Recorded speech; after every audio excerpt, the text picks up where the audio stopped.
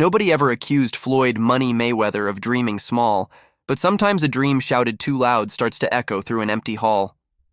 Picture the man stepping off a gold-trimmed jet, duffel bag stuffed with fresh $100 bills announcing he just closed a $402 million deal for 62 rent-regulated buildings in Upper Manhattan. He flashes the smile that has sold millions of pay-per-views and says, "Legacy over luxury. This is the next chapter." Cameras click, social feeds ignite, and for a moment, it feels like the champ just traded gloves for deeds. Then reporters check the public ledger. Days pass with no filings, no title stamps, nothing that proves the property's changed hands. Housing officials say they've heard nothing. The flex begins to wobble.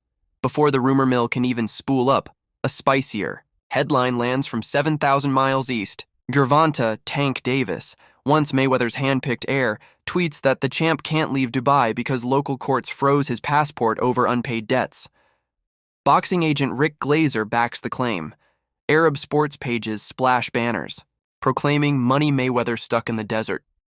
Suddenly, that missing Manhattan paperwork looks less like a clerical delay and more like misdirection.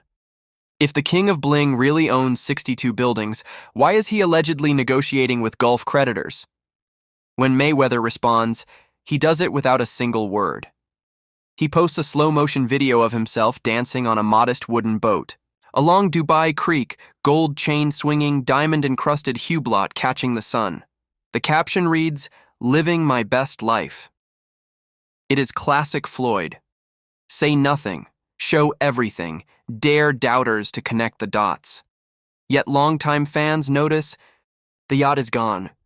The helicopter backdrop replaced by a humble skiff. The flex feels defensive, and comment sections explode with half-jokes that the gladiator of Gucci might be renting his ride. To understand why this matters, wind back to 2017, the night Mayweather stopped Conor McGregor and walked away with a disclosed purse of $100 million. That bout was billed as the richest send-off in sports history, but Floyd is addicted to two rushes: attention and action. Retirement lasted barely 2 years before he laced up again. This time for exhibitions in Tokyo, Miami, London, even a helipad in Dubai. He called them bank robberies, 8-round sparring shows against YouTubers and kickboxers that still carried 8-figure price tags. Fans loved the novelty.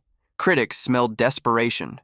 Still, most people shrugged until Eddie Hearn, the UK promoter who once tried to sign Floyd, said on a podcast, "I doubt he's as liquid as he claims."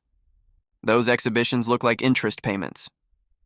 Within days, a TMZ clip surfaced of Mayweather confronting Hearn in a Vegas gym, swiping through what he claimed were bank balances. They laughed, but the optics were clear. Proof by screenshot, not by deed. Meanwhile, staff at Mayweather Boxing and Fitness in Hollywood began picketing outside the glass doors. Signs read, "The money team has no money," alleging weeks of unpaid wages. California labor law is harsh. Every day a check is late, the employer owes a full day's pay and penalties. Franchise owners whispered about closing of headquarters. Didn't wire funds. Reporters tried asking whether Floyd even knew. Managers on site refused to comment. The PR team attempted a distraction play. They leaked talks for an exhibition against former soccer star Rio Ferdinand and teased a crossover bout with Manny Pacquiao on top of the Las Vegas Sphere. Headlines churned, yet New York real estate journalists kept digging. They discovered that VA Properties, the entity Floyd boasted about, wasn't licensed to hold multifamily assets in the city and listed no financing. A source hinted Mayweather had only purchased an option, not the buildings outright. One subplot involves UAE royals who embraced Floyd back in 2021 when he promised a 9-figure youth boxing pledge. 3 summers on, the promised gyms remain ink, and gossip says some advances were never returned, potential trouble for future visas. Luxury watch forums track Richard Mille listings allegedly linked to Mayweather's serial numbers, each priced well below retail. Reselling is normal for collectors, but the rapid turnover hints at liquidity needs. Tank Davis keeps turning the screwdriver. In a live stream before his Romero rematch, he claims Mayweather borrowed against the Manhattan deal to secure another exhibition and that the lender is nervous as hell. Whether provable or not, the spectacle of apprentice roasting, Master draws millions of views. Rival promoters joke that the most watched fight Floyd could book now is against his own bank statement. Privately, Mayweather's advisors face a bind. Produce proof he can travel, and skeptics ask why deeds are invisible. File the deeds and watchdogs will comb every comma. Lenders who quietly fronted Floyd leverage for strip clubs, NFTs, and a Colombian hotel start adding accelerated repayment clauses. Money dries up quickly when bankers smell smoke. Jewelry tales resurface. TMZ reruns the $5 million shopping spree for a pear-shaped diamond ring and 2-pound gold necklace. Rolling Stone revisits the $10 million blowout in Beverly Hills, where Floyd bought 74 diamonds in an hour. Those were legendary flexes in 2015, but read differently in 2025 amid whispers of bounced paychecks. The narrative pivots from richest athlete alive to, is this history's flashiest burn rate? Conor McGregor, never missing an opening, tweets, he still owes the tax man. Ping-ponged his head, then carried him to the bank. Dana. White says he'd book the rematch tomorrow. Only this time, chatter suggests Mayweather needs the purse as much as the spotlight. Investigative reporters simulate what a real $402 million purchase would generate. Liens, department stamps, rent board, notices. They find gaps the size of Madison Square Garden. The sole public filing involving VA properties is a trademark application for lifestyle merch. Spokespeople insist complex contingencies delay recording. Analysts translate, no bank has wired final funds.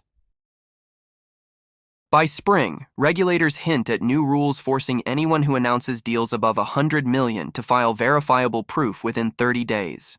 Reddit dubs it the Mayweather Clause. The SEC calls it transparency. Floyd's lawyers call it harassment. Online, fans crow about celebrity accountability.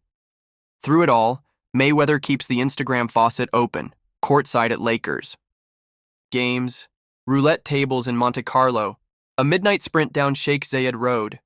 Comments split between heart emojis and snake emojis. One week he teases opening an orphanage in Kenya. The next, he flashes a freshly minted Richard Mille.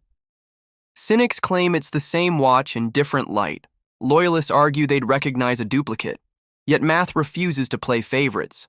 Even $1 billion shrinks under diamond depreciation. 6.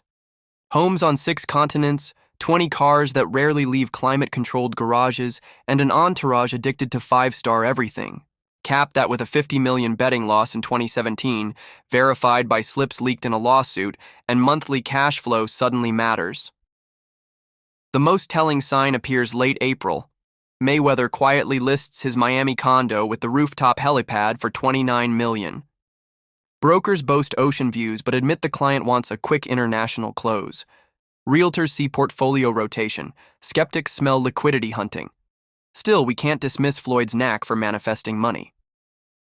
One exhibition under Riyadh's lights, one handshake with a crypto exchange, and 8 figures slide back into the vault. That possibility keeps lenders patient and haters on edge. As long as a crowd will pay to watch, even if it's 8 rounds against a prank channel influencer, Mayweather can reload. For now, regulators watch, investors fidget, and boxing purists cringe. The sport has always walked a tightrope between glamour and grift, but seldom has the rope strung so high. One misstep, a bounced purse or verified court lien, could send the money myth crashing, echoing through locker rooms where young fighters still mime throwing imaginary stacks because that's what success looks like. So where does that leave us?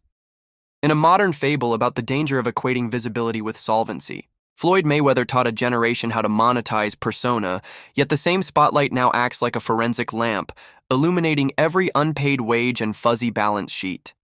Maybe the Manhattan deeds arrive tomorrow and silence critics. Maybe Dubai. Courts release documents that erase every rumor. Or maybe, for the first time, the money aura finally meets a bill it can't dodge. Tonight.